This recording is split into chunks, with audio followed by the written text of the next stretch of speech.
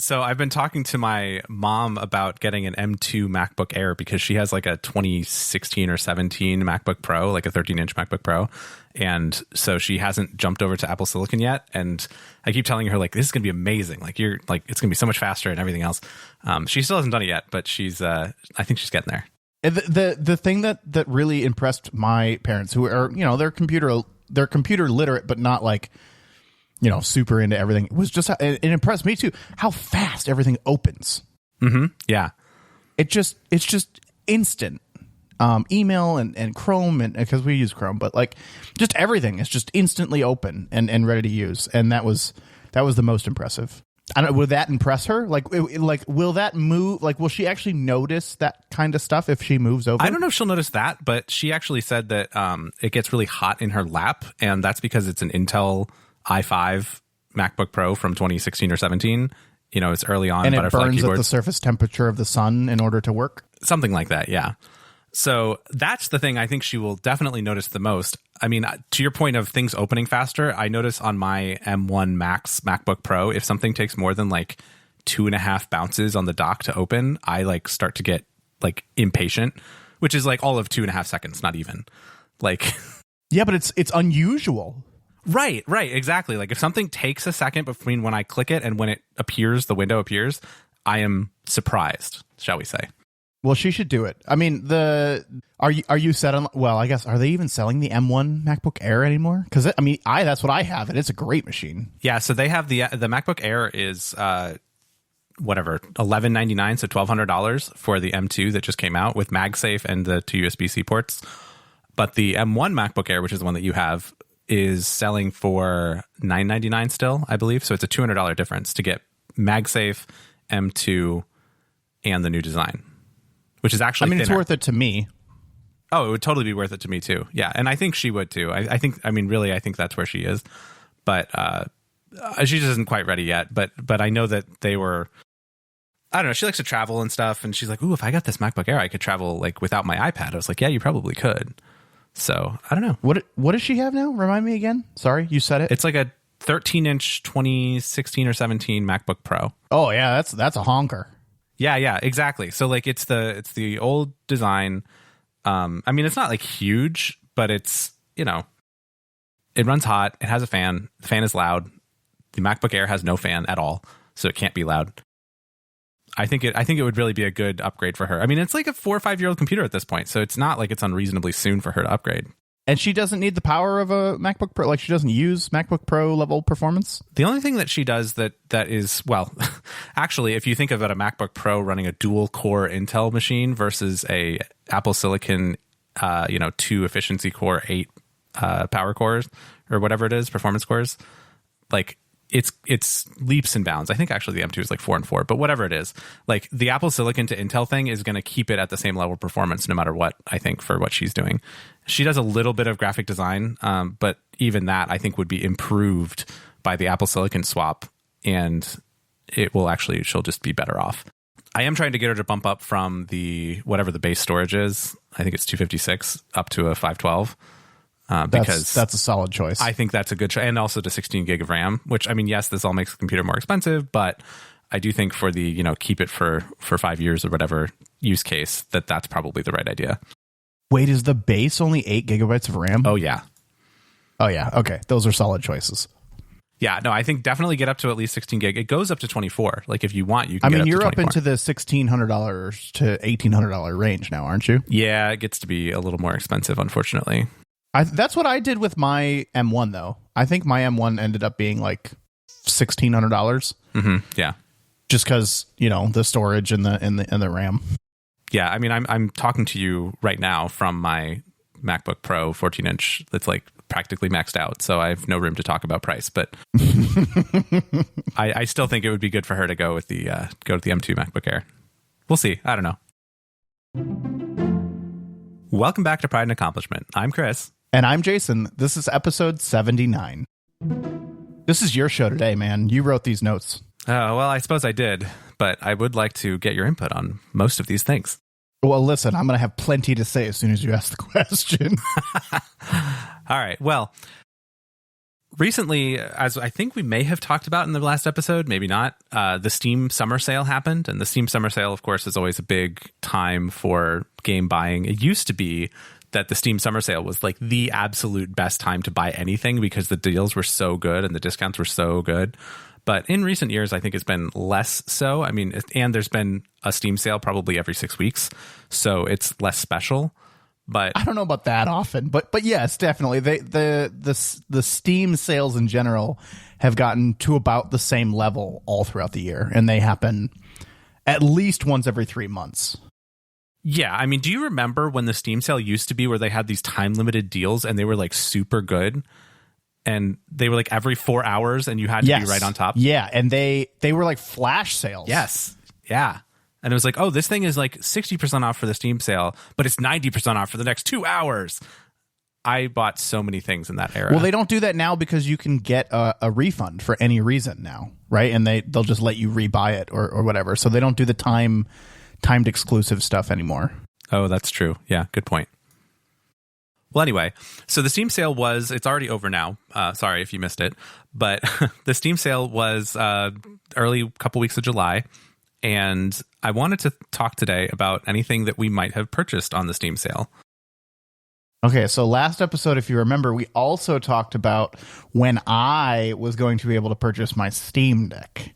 And we were like, oh, probably mid-August, blah, blah, blah. We're not sure if they're ramping up production. Well, I'm pleased to announce that I am furiously tracking the FedEx the package that is my Steam Deck.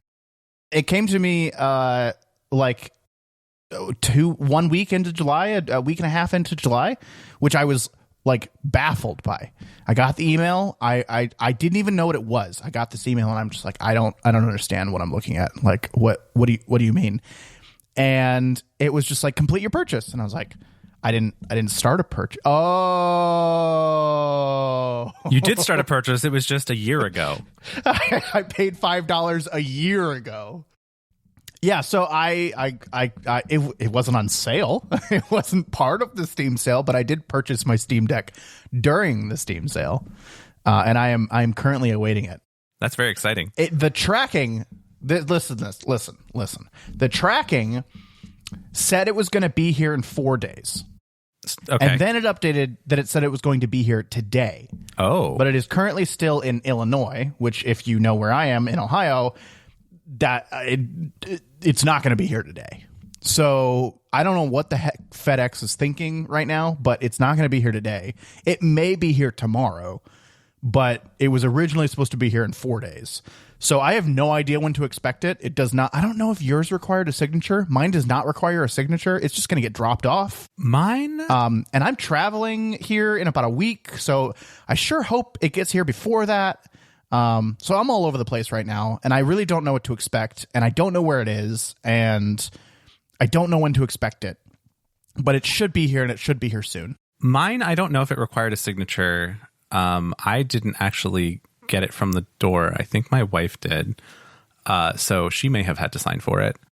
I did have an experience recently with UPS where they just didn't even try, and they just left a little thing on the door and said, we're sending it to the UPS store because I guess we didn't answer the doorbell immediately or something. So I had to go pick something up at the UPS store, but I don't think FedEx will do that to you. I do remember something similar with my Steam Deck and the tracking number and it coming like a day after they had predicted it, because it was supposed to come in a shockingly fast amount of time. And then it like moved even sooner, and then it turned out to be, I think, pretty close to whatever the original estimate was. So you'll have it by the end of the week, I expect, if nothing else. Yeah, I think so. it would have been really nice if it was here today. I'd be happy if it was here tomorrow, but I don't know. I guess I'm not holding out hope that it will be here any earlier than what they originally expected. But when when the tracking said, "Hey, it's going to be there today," I was just like, oh, okay. And then you kind of get your hopes up, and then they all come crashing down as it starts to be like 6 o'clock at night. And you're just like, it's still in Illinois. It's not going to be here today. It's really funny because usually you're the one making fun of me for acting like this when I track packages that I get. And it's kind of nice to have the shoe on the other foot. Well, let's just be clear here. Like, when it finally says like, oh, it's out for delivery, I'm not going to be stalking the truck. Hey, I don't stalk the truck in person. I use the app. I will, I would like to know which day it's going to arrive, because I may or may not plan my day around it arriving, or at least the following day. But yeah, no, I get it. I deserve it a little bit. Well, congratulations. That's very exciting. We'll have to, maybe next episode we'll have a Steam Deck review episode now that both of us will have them. I would love that. Did you make any pre-purchases for the Steam Deck on the Steam sale? Oh, good question. No, I didn't, because I didn't know I was getting it until like the last day of the Steam sale. Would it have changed your behavior? Oh, I think so.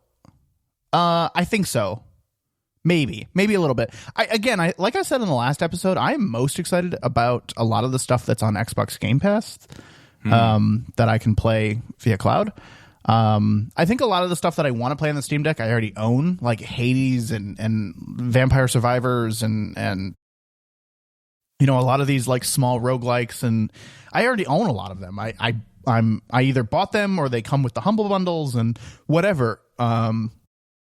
So there wasn't a whole lot to buy. There wasn't a whole lot on my wish list that I need to buy, but I'm excited a lot. I guess you could say, like last week I said on the show, I did do the Xbox Ultimate upgrade thing, right, for 3 years. Mm-hmm. That was primarily because of the Steam Deck, right? Because I see how much the streaming. Yeah, you got it with the top tier, and I only had the middle tier. So that was primarily because of the Steam Deck, because there's no way to play those games on the Steam Deck otherwise, or at least there isn't currently, or there isn't a good and reliable way currently. So that was, I would say, of Steam Deck preparation, even though I didn't have it yet or didn't know I was getting it. I knew it was coming eventually. That was the biggest kind of purchase specifically for the Steam Deck. I'll be interested to see what you think of the streaming experience on the Steam Deck. That will be good to talk about next time. So the one game I actually bought during the Steam sale was not on Steam. I bought it on Epic. Wait, what? Yeah. So I've been playing a game recently. One of the streamers that I watch plays a lot of Rogue Company, and I have played Rogue Company in the past. But we can talk about what Rogue Company is and why I'm playing it. But Rogue Company is one of those games that you won't like because not all of the heroes are unlocked that you can play, and you have to buy them or earn them. Oh yeah, not usually a fan. Not usually. I know you're not usually a fan of those. Well, the like unlock everything bundle was on sale from $50 to $20, called the Rogue Company Ultimate Edition. Or the year one pass or whatever. It was included with whatever. But it was on like a super sale, right? Less than 50% off. You got everything included. And I was just like, yep, I'll take that, please. Because I was having a lot of fun with it. We had 8 people in Discord playing it together. Kind of like, we had custom matches going just because there were so many of us. We couldn't actually get into a real lobby. So we were just playing against each other. It was so much fun. We had a blast. But I was limited to 8 heroes, and I was just like, this is not going to happen. So because I had so much fun, because I know that streamer will continue playing it, because I know I have a group of people to play it with, and because I know I wanted to experience mostly because I wanted to experience some of the other support characters, I bought the bundle. So not Steam sale related, but was a sale and was a recent purchase. I see it's available on Steam. I was just looking up the Steam store page for it. It is originally an Epic game, and they are doing kind of like the extension now where you can get it on other platforms and link your account, kind of like Rocket League did, where you're like, okay, which one's your primary account? So I knew that I could buy it on Epic and then essentially transfer my account to Steam when everything was said and done. I do see that like Steam still has like a beta test going or something. I wasn't really sure. So I just bought it on Epic, and when like it becomes fully supported, ready to go on Steam, even if it is now or whatever, I can transfer it. I think you might like Rogue Company. It's a third person like objective based shooter, like an Overwatch kind of thing. Yes. Yeah, and there's like there's like, they call them rogues. But they're like heroes or champions that have different abilities. It's because it's third person, I will call it slightly more casual, right? It's not as like sweaty. Okay, I like that. You can get really sweaty about it. Like obviously, like there are some people that are really, really good at it, but because it's third person, like you don't have to peek, right? Like you can stand behind a wall and peek around corners without exposing yourself, and that makes it what I would consider slightly more casual, because you can play a little bit more defensively and a little bit more like cheesily, I guess. I don't know. Okay. It is pretty hard. It is a shooter. Like you do have to aim, and better aiming means you're a better player. But it's I would say it's new shooter player friendly. Okay. Yeah, I mean, this looks interesting. You said I wouldn't like it because the heroes aren't all for you, which is probably a fair assessment, but I would be willing to at least give this a shot. And it's a free-to-play game, so if you don't like it, nothing lost. Right. Yeah, that's a good point. I wonder if it runs on the Steam Deck. A lot of things like this don't run on the Steam Deck because of the anti-cheat. I don't know if this has it, but like easy anti-cheat doesn't work on Steam Deck yet, or sort of doesn't work on Steam Deck. So a lot of games that you would like to play on a Steam Deck, even like Fall Guys on the Epic Game Store, you can't play on Steam Deck because the anti-cheat doesn't run on Linux. No kidding. I didn't know that. Same thing with Destiny 2, actually. Oh, that's sad. Oh, wow. That's really sad. They'll fix that, though. I'm sure that's on their list. I'm not sure I would play this on the Steam Deck unless I was playing the Steam Deck in like a desktop mode, because this is a game I would definitely want to play mouse and keyboard for. Okay. I just realized, I wonder if you can play Destiny 2 streaming through Xbox. Oh, I didn't think about that. That might be an option, but I think actually Destiny 2 fell off of Game Pass. I don't really know. I'm not sure. I'm sure I'll let you know in a week. Yeah. You keep us up to date. Okay, so that's really all I bought. I did have a lot of stuff. So do you do this thing? You have a ton of stuff on your wish list, right, in Steam? I do. I have probably, I don't know, 24 things on my wish list in Steam. Do you clean it every time there's a sale? Because here's what I do, right? I see that there's a sale going on, and if I'm just like, oh man, this thing's on my wish list, and it's like 85% off.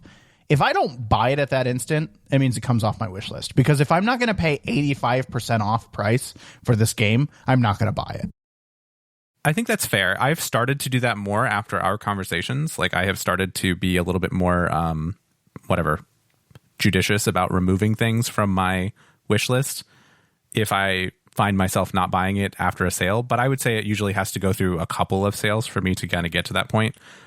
I will kind of leave something on speculatively. Like I think I've had RimWorld on my Steam wish list for like, I don't know, 3 years or something like that. Yeah. Because it never goes on a good sale, right? It goes on a 10% sale, and it's like, okay, I mean, sure, that's great. And I understand that the developer has kind of said that they're not really going to do that or do anything more than that. And it's like, okay, I understand. Got it. But also, I'm not sure I want to pay $35 for this game. So maybe not. But this Steam sale, I almost bought RimWorld. I think it was on a slightly better sale, maybe 20%. And I almost bought it to play on the Steam Deck, but then I did not end up doing that. But I actually did remove a couple things from my wish list, I think. I think I did. Yeah, I end up doing that every sale. So that's a good like checkpoint for me. But I didn't end up buying any games on Steam this round. A lot of stuff on my wish list right now is not out yet. Like it's a lot from the Summer Games Fest.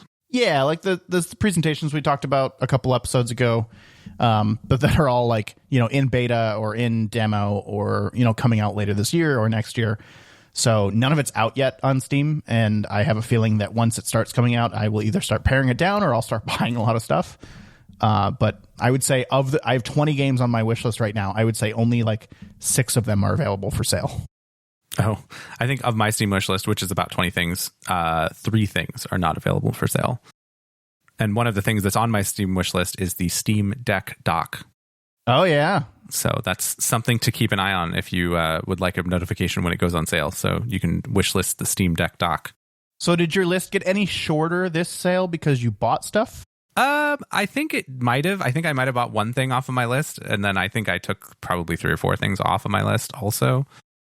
So I did end up buying 3 games and an expansion pack during the Steam sale. Were they all for your Steam Deck? Yes, they were all because of the Steam Deck, I would say. Okay. All right. Wow, man. So really why I asked is because you likely would not have made these purchases if you didn't have a Steam Deck. I believe, yes, I would say that that's absolutely true. Yeah. So their plan is absolutely working. Oh yeah, totally. They got it. Yeah. No, good job on them. They did it. Because they're selling the Steam Deck for almost no profit, right? Like they have come out and said that they are making little to no margin on the Steam Deck, but the plan has always been to sell more games. Right. And I would say for me, it's definitely worked. I mean, it's gotten me to buy, an extra $50 worth of games or something that I probably wouldn't have bought otherwise. So good job, Valve. You did it. So the first game that I got, which I think was on my wish list for a while, then off my wish list for a little while, and then I think I might have put it back on my wish list right before I bought it, was Noita, which is a roguelike game for it's that one where it's like every grain of sand is simulated. That's their trailer. And we've talked about it in the past, and you looked at it and you were like, yeah, this game is way too hard. You wouldn't enjoy it. You said that to me. I would say I played it. It's hard, but I wouldn't say that it's something I'm never going to play again. It's not something that I didn't like enough to want to refund it. So I intend to continue to learn a little bit more about that game. It's fun. It is pixel art. It's hard to understand because it has no instructions. So I haven't read any sort of guides for it yet. But that's fine. I would say it's kind of fun. Also because I had a friend who has been playing it on stream. So that was something that was also kind of a motivating, oh yeah, this game, I could do something with this. So I bought it. I played it. It's pretty good. I'm watching the trailer for this again.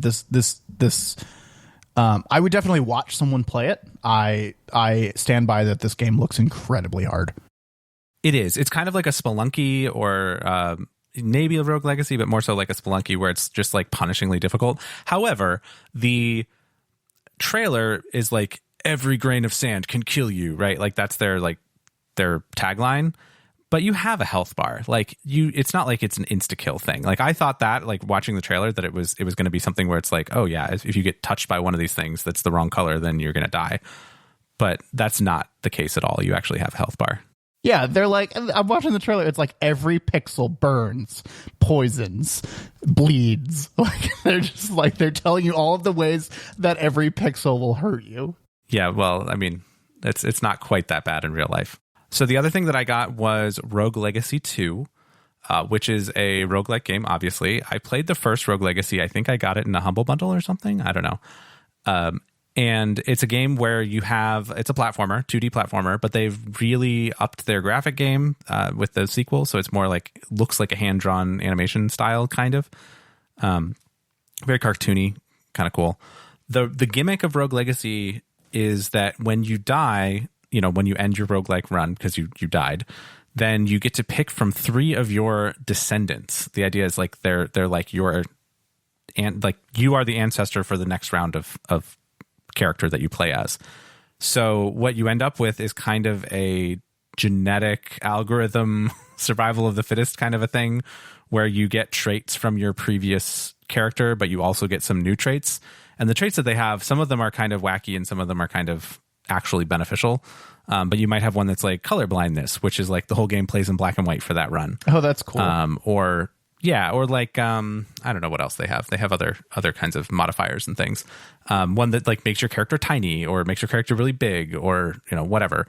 So these are just things that are modifiers that are just for that one roguelike dungeon run.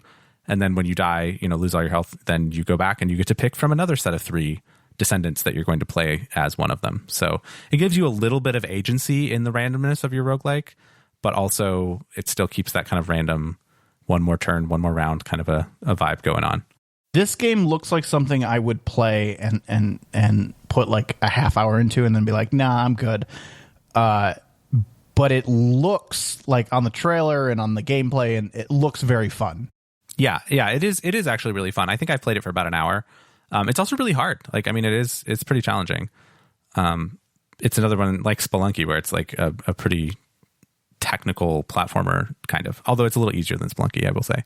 It also has Metroid vibes to it because I walked up to this statue and the statue had some item and it was come with me into this portal and beat this level and then you can have this item. And so I did that and I almost died, but I did make it through and I got whatever the item was, but it was one of the statues. It looked exactly like the power-ups you got in the original Metroid for NES. This next game, I guess I'll just say it, right? Vampire Survivors. I purchased because I saw some people playing it.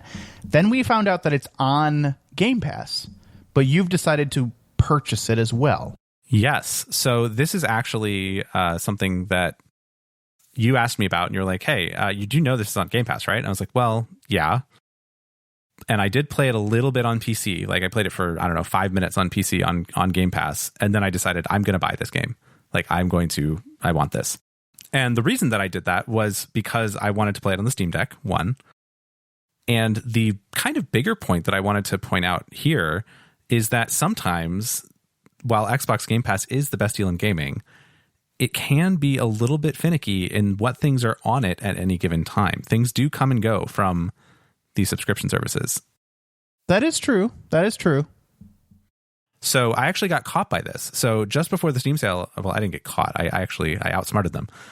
Just before the Steam sale, I bought Children of Morta on Steam, and then I found out that it was on Game Pass, and I was like, oh man, that's too bad. I just bought this thing, and that's something I probably could have streamed and would have been fine. Like I wouldn't need to buy that.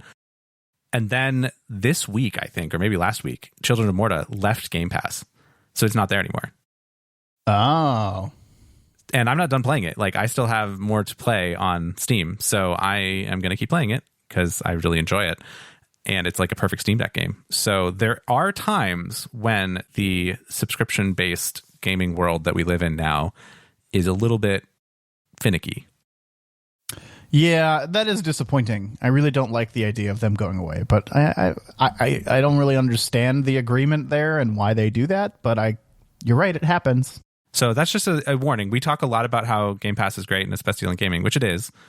But just be aware that if something, comes to the streaming service, it can also leave the streaming service. Is that why you bought Vampire Survivor? Because Vampire Survivors is not like a story-driven game. Like, you don't have to finish it.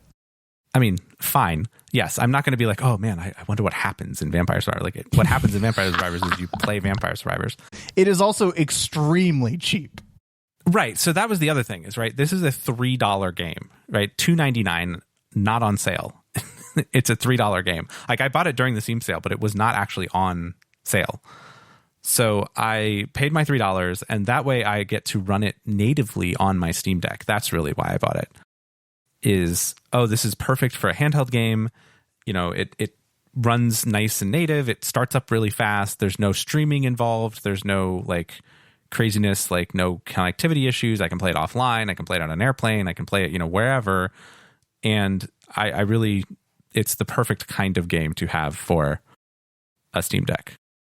Yeah, and playing it offline and playing it on an airplane are probably the big ones for this game, because this is a perfect game for that kind of scenario. Yes, if you're not familiar with Vampire Survivors, it is a 2D pixel art, looks like a NES or Super Nintendo game. And all you can do in the game is move. You can play it one-handed because you just need to use the stick to move your character around. And then, so what you do is you move around and there's hordes of enemies that come after you, and your character just auto attacks. And you have different weapons that you get that auto attack on different intervals. And as you move around, it just shoots the little dudes, and the dudes drop little gems that are experience. And every time you get a level, you get to pick another item or an upgrade to an item that you already have. So it's it's really fun. Like it's a fun game. It's got a fixed length of 30 minutes for most levels. So if you get to 30 minutes, then you're automatically done, basically, more or less. So I have put a lot of time into Vampire Survivors since I bought it 3 weeks ago or so. Yeah, it's a weirdly addicting game. It is for how simple it is. Yeah, because you just feel like, next time I'll get it better. If I could just get this item combination, I would do better. They also start you off with like a few characters, and then each run, for the first several runs, you kind of unlock a new character. So you're like, ooh, I can try this new character who might have a new weapon. So you can go through all that. There's a little bit of, not really story, but there's some like mystery to the game of like unlocking things and working with stuff. So, They have an achievement and unlock list that is miles long. Yes. So like the game has a lot of depth on like you have to do this specific thing or fight this specific way or unlock this specific item or whatever it is. And that list is like so long. So there's a ton to do in the game if you choose to go that route. And that's what kind of kept me coming back, was just like, I'm just going to check these off. This is a checklist. Yes, it absolutely is. You're probably further than I am because this is a great Steam Deck game, but this is probably like one of the first games I will be installing on the Steam Deck. Yeah, it's perfect for the Steam Deck. It's actually really funny because when you run it on the Steam Deck, and you'll see this, is you can tell how many enemies are on the screen by listening to the fan, because the fan on the Steam Deck zooms up when you have lots of enemies on the screen or lots of projectiles on the screen, and then it spins back down. So it's like it's literally a checklist. Now that I logged in and saw it, like I didn't like I said it was a check. No, it's literally a checklist. There are boxes and they are checked. Yeah. Yeah, I only have 17 more collectibles to collect, so I'm getting there. So Vampire Survivors is like my sleeper hit of the summer. It's a very, very good game. I'm very much enjoying it. The last thing that I got on the Steam sale was actually an expansion to a game that I already had, which is the Risk of Rain 2 expansion, Survivors of the Void. And this was something that I bought just because I have been playing a lot of Risk of Rain 2 on the Steam Deck. Like, it's really re-interested me in that game, in Risk of Rain 2, by being able to play it kind of on a handheld laying on my couch. So it kind of felt like a no-brainer to buy the expansion for, I don't know, $5 or $6 or $8 or whatever on the Steam sale, because I've been playing so much, and I was like, oh, the expansion's like half off. I can do that. And then whenever I'm ready to play it, I can do that. So I haven't played much of that expansion yet. I have played a little bit. You can choose to kind of have the expansion content turned on or off when you start a new run of Risk of Rain 2, which is a roguelike game that's like a third-person shooter kind of a thing. And it is actually multiplayer. We should play sometime. I have played Risk of Rain. I have Risk of Rain. I feel like I'm bad at it. I felt that way too. Like, I feel like I'm really bad at it. Yes, I felt that way too until I think I just got very comfortable with the unlocks and power-ups that you can get. And maybe it's because I'm playing single player, and I'm not playing on easy. I'm playing on like the middle level difficulty. I can actually get almost all the way to the end of Risk of Rain 2. But when you play multiplayer, you have to share the items and you have to share the drops. So you'd have to be a little more strategic, I think, if you were playing with people than just a regular run where you're playing single player. Yeah, I mean, I've only ever played multiplayer, so maybe that's part of the problem. But every time I play, I just feel like we can never get to the end, and I feel like I'm generally bad at the game. Like, maybe I just don't know it enough. I don't know. Maybe I haven't found the character that I like playing the most yet. That was another big thing for me, was the characters, because you start off with like one character, and then by playing a little bit, you get to unlock some more characters. And so when I did unlock more characters, I started to find one that I really liked. It's the little robot one. I really liked that one. And then after that, I think you unlock one, maybe it's called the Engineer or something like that. And that one can build turrets, and that was actually almost more fun for me. So I played a lot with that one as well. Yeah, that was Chris's jam, and turned it into a tower defense game. Stay tuned. Kind of, yeah, exactly. Risk of Rain is something that I would be willing to give another try, right? I have it. It's installed. It's like ready to play. But I don't know. I personally don't feel the pull to Risk of Rain, just because I feel like I'm bad at it and I don't really have fun because I never really win.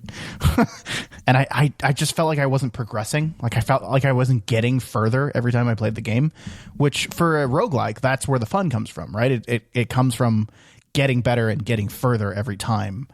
And that definitely was not happening for Risk of Rain 2 for me. I think we should give it another shot, because I think the last time you and I played it, I felt very bad at the game because I didn't know what I was doing. And so I think we were not the best fit for each other in that regard. But now I feel like I could guide a little bit better and like be a little bit more of a helping hand kind of player than I was last time we played. So I'd say let's give it another shot. What does, speaking specifically on the expansion, what does the expansion give you? Like, what is it? So what it does is it adds a bunch of like void type enemies and items and things and artifacts and whatnot. It also adds a couple new characters, so you get the ability to use a couple new characters. It adds different event types, I think, or different like things. Like, one of the things, I was playing a void, like a expansion run, and there was a void zone. It was like an area that was all purpley, and it like did damage over time while you were standing in it. And what you had to do was kill 2 or 3 of a certain kind of enemy that had spawned in the level in order to make that purple area go away. And inside the purple area was like a chest that had a lot of good stuff in it and like, you know, a special thing you could buy or whatever it was. And so there was some reason to do that. But that was something that was added into one of the otherwise normal levels. And I think it also adds 2 or 3 like biomes / levels to the game that you can encounter. So it does actually add a few things. It's just basically more Risk of Rain. Okay. All right. One fun fact about that is that only one person has to have the expansion in order for everybody to play it. So we can try it. Oh, no kidding. All right. Yeah, if the host has the expansion, then everybody can play the expansion content. That is interesting because normally it just won't let you join a lobby that is, you know, has the expansion enabled. Yeah, they were nice about that. Okay. All right. Did you get anything else Steam sale, or does that wrap it up? I feel like there was one other thing that I thought I was going to buy, and then I ended up not buying it, but I don't remember what it was. So I think that might be it. All in all, not a like. I think you and I kind of have this rule now that is working. It's working really well. That if you're, and I love this rule. It's saved me on multiple occasions. But if you're not going to play the game in the next 2 hours, which the reason we say 2 hours is download time, you know, you're buying it now, playing it tonight kind of thing. If you're not going to play the game in the next 2 hours, don't buy it. Yeah, I mean, it's a loose 2 hours. It's probably like 8 hours in practice, but like 2 hours is sure. But if you're not going to play it right now, don't buy it because we already own so many games. I think both of us are over 600 games on our Steam profiles, plus Xbox Game Pass, plus whatever we own on Origin, plus whatever like huge library we've amassed on Epic Game Store. Like we own so many games. So if you're not going to play it right away, don't get it. And that has saved me a lot during these Steam sales, and just because I used to buy a ton, and now I don't. It's definitely focused and like targeted. It keeps me out of the, someday I'm going to play that game because, someday I'm going to play every game, which is not true. But I might think that I would if something looks like I might like it. So I think it really helps to limit your realism of like, am I really going to play this now? Do I really have time to play this? The only time that I will exception that is if I have had my eye on something for a really long time and I can make time for it within the next like 3 or 4 days. But again, it has to be something that I'm going to play like now or else I won't buy it. I almost bought RimWorld during this sale, but then I thought about it critically and said, am I really going to sit down and play RimWorld right now? And the answer was no. So I didn't buy it. Good call. Chris, I would like to nominate a different subscription service as the second best deal in gaming, maybe. It's the Ubisoft one, isn't it? No, God, no. Oh, okay. I mean, okay, I did subscribe to that for 1 month. And if you do play Ubisoft games and you get every new one that comes out at forever and ever, it's not a bad deal. But I don't do that, and I don't think you do either. Oh, absolutely not. No way. Nope. No, it's the one we've been subscribed to. It's not a subscription service. It's a bundle. And we've been subscribed to the Humble Bundle Monthly or the Humble Bundle Choice, whichever name you want to put it under, since its launch. Do you realize that?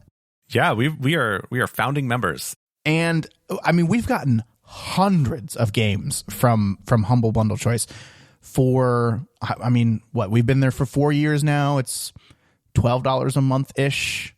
And every time we get at least 6 games, I don't know if you claim them all. I don't always claim them all. But the reason we're bringing it up is because in the most recent Humble Bundle, it has delivered. It gave us probably one of my favorite games that it has delivered in quite a while. Yes, they have a lot of kind of hit and miss, I would say, on the Humble Choice monthly stuff.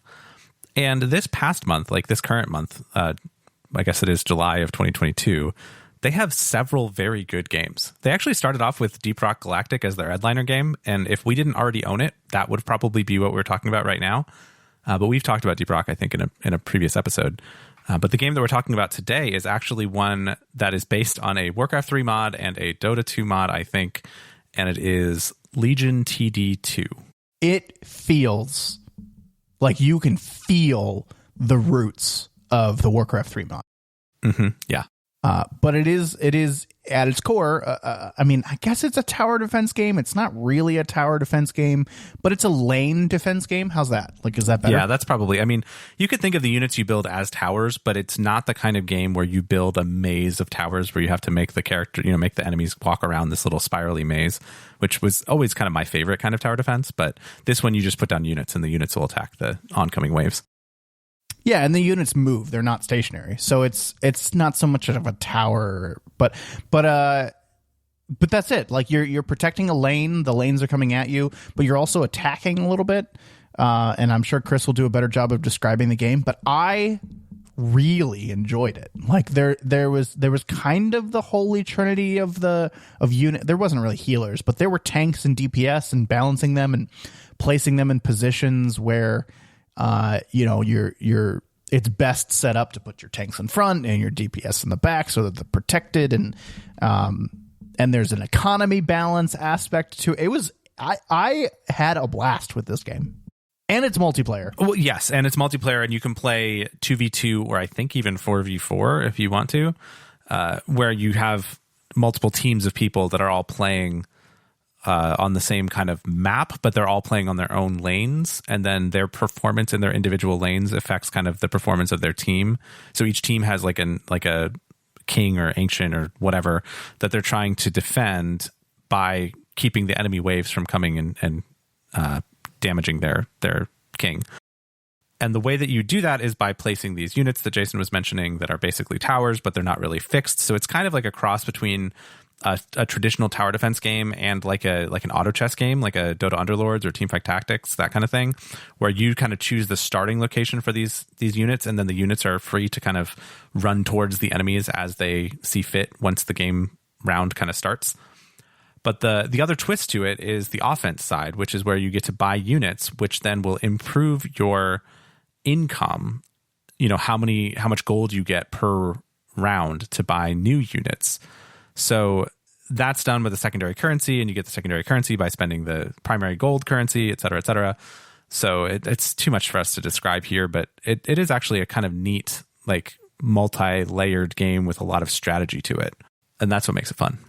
I think that's all we really wanted to do was bring attention to it. I had a lot of fun with it. So this game is actually one that I think I may have had in my cart during the Steam sale, and I ended up not buying it. And then like 2 days later, it went on the Humble Choice thing. And I was so glad that I hadn't just bought it on Steam.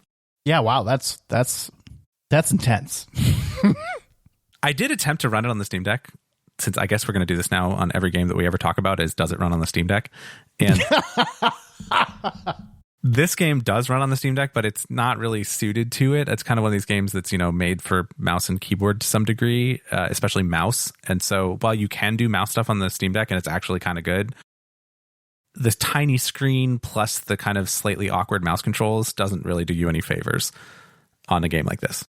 Yeah, the game is tiny even on a 1440 monitor. I tried to scale up the UI a little bit, and I think this is probably one of the weak points of the game, but it didn't really matter. But the UI is tiny, and the units were tiny, and everything seemed tiny, and that would probably be a problem on the Steam Deck. But I mean, you just kind of move your face closer to the big monitor when you're sitting in front of a computer. And there weren't really any instances where you absolutely needed to see kind of what exactly was going on. But there were some times where I was just like, I wish that was a little bigger. And I can see how that would be a more of a concern on a really tiny screen. Yeah, the game ran fine. I mean, that was no problem, but it just wasn't quite the right fit, I would say, for that format. Speaking of hits and misses, in the same pack, yes, we got a game. I don't even know if I redeemed it. I don't know if you redeem these kind of games, but I just wanted to point out an example of a hit and a miss. Legion TD2, Deep Rock Galactic, both major hits. Great Humble Bundle, Humble Choice games, Humble Monthly, whatever they call it now. In the same pack was Lawn Mowing Simulator.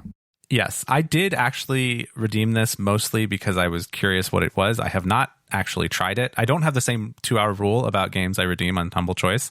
So I will just redeem things and let them sit in my library for a while, maybe forever in the case of this one. But I was just so intrigued by the idea of like somebody has made an entire game about lawn mowing. Like, I don't like mowing my lawn as it is. So doing it on a video game seems like a big ask from the developers here. But I do applaud them for trying and really making a authentic lawn mowing experience, as it says here in the copy from the Steam store. I don't get it, but the reason I wanted to bring it up is because there's a different game that's getting a ton of attention right now that is very similar, and it's Power Wash Simulator. Ah, yes. I don't understand. I'm gonna put a review to a guy that I really like that reviewed this game in the show notes, but he has started the same way that I just started. I don't understand why anyone would want to play this game. You're just power washing stuff. Like you're just it's I don't know. I don't understand. But in the end, by the end of this guy's review, I was just like, I want to play this game. This game sounds amazing. And it's not in the Humble Bundle, so we're a little off topic. But at the same time, like, well, boy, do I have news for you, because it is in the actual best deal in gaming. Yes, it really, yeah, and that's why it's getting a lot of attention. Is it was included, it was like highlighted as this game that's getting added to Xbox Gaming, and everyone's just like, what the heck is Power Wash Simulator? So a bunch of people just tried it, and everyone that has played it is like, yes, this is a game that everyone should play. A lot of people are saying that you should play it with friends. Like when you and I just hang out in Discord and are chatting with each other, we often say, hey, we should go fishing and Guild Wars and just chat with each other. A lot of people are saying that the Power Wash Simulator is very, very similar in that we should just like hang out in Power Wash Simulator and power wash a swing set while we're just chatting with you. I don't get it, but it's just there's just this huge like push behind this game right now. And it's very, very funny, but also kind of satisfying. So different than I don't know why Power Wash Simulator is getting on the news and Lawnmower Simulator is not. But if you are interested in a very fun review of a supposedly fun game, we will have a link in the show notes to a YouTube video that talks all about Power Wash Simulator. Who knew? Who knew we would be talking about lawn mowing and power washing on our gaming podcast? All right, so Steam Deck coming. Look forward to it. That's gonna. I'm already telling you that's gonna be the next episode. Is Jason got a Steam Deck, and Chris and Jason review Steam Deck and probably a lot of Xbox streaming stuff on Steam Deck. I'd be interested to know if anyone bought anything else on the Steam sale. I would be interested in people's nominations for the second best deal in gaming. Because I think Humble Bundle is up there, but I could see some other ones. You know, EA Play Pro, maybe it's a little expensive, but what are your nominations for second best deal in gaming? We've got PlayStation Plus Double Deluxe Extra. All right, you got it. So put that in the hat there. But in any case, if you want to let us know what you bought, if you want to talk about it a little bit, if you do want to see some of the wacky YouTube stuff that I find and I think that is funny, come join our Discord, which you can get to at discord.pnapodcast.com. If you'd like to read our show notes or find any of our older episodes where we've discussed many games that we talked about today, you can visit our website at pnapodcast.com. That's P, the letter N, the letter A, podcast.com. If you're enjoying the show, we would love if you could share it with some others that may enjoy it as well. Thanks for listening, everyone. We'll talk to you next time. Chris, the game of the decade is coming out on Tuesday. Wow, that's a lofty claim there, buddy. I don't know. We've just been talking about it for so long. That's true. Yes. So we are recording this on Sunday, and on Tuesday, as we record, Stray is finally coming out on PS5 and PC.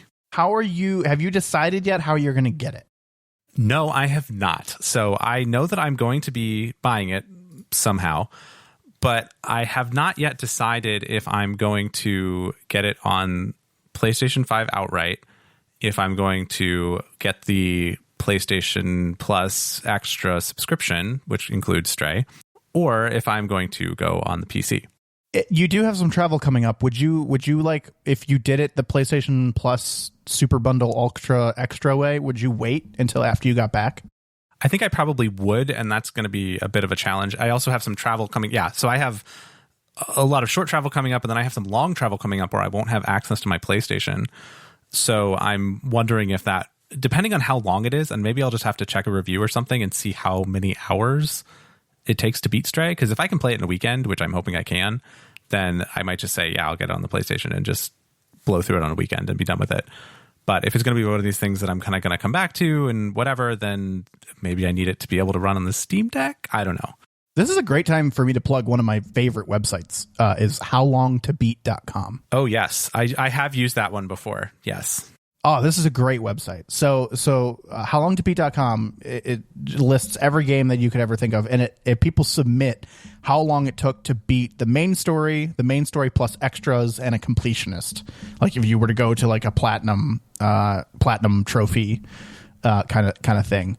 And obviously Stray's not out yet, so it doesn't have anyone that has submitted anything. But anytime I'm interested in like how long a game actually takes. So like Portal 2, for example, right? The main story, they say on average, based on, hold on, I'll get it for you. Based on like 3,500 survey submissions, right? People are just submitting how many hours it took them. It says Portal 2 takes on average 8.5 hours to complete the main story. And I just think that information is so valuable to me, particularly for single player games, just to like kind of know what I'm getting myself into. So it'll only take a week for Stray to get that information up there. I don't know if you want to play it day one, but I know you know about this website, but for anyone else that is ever interested in how long it takes to beat like a single player game, howlongtobeat.com is a great website. It's a very, very on topic URL. Like it does what it says on the tin. The other thing I will point your attention to on the Stray front is a link that I've put in the show notes to yourcatbackpack.com. This is an official licensed Stray cat backpack. Oh dear. It's like a backpack with like a little like an astronaut helmet bubble in the back of it, and you can, I guess, put your cat in this backpack, and then it has like a little mesh top that you zip closed, and yeah, you can just take your cat with you wherever you go. I mean, I've seen these before, but I've never seen an officially licensed one. I've never seen one before. This is brand new for me. I've seen like cat carriers that are like luggage, like for an airport kind of a thing, where it's just like a mesh bag where you can bring your pet on a plane, like a duffel bag kind of thing. But I've never seen one that you wear on your back. Yeah, I've seen these before, and I've seen one with a bubble before. Oh, okay. I have not seen them like maybe more than once, but I have seen these before. It's reasonably priced. It's only $40. That's not right. That's the leash. That's the cost of the leash. Oh. The backpack itself is like $140 or something. Oh, it's only $140.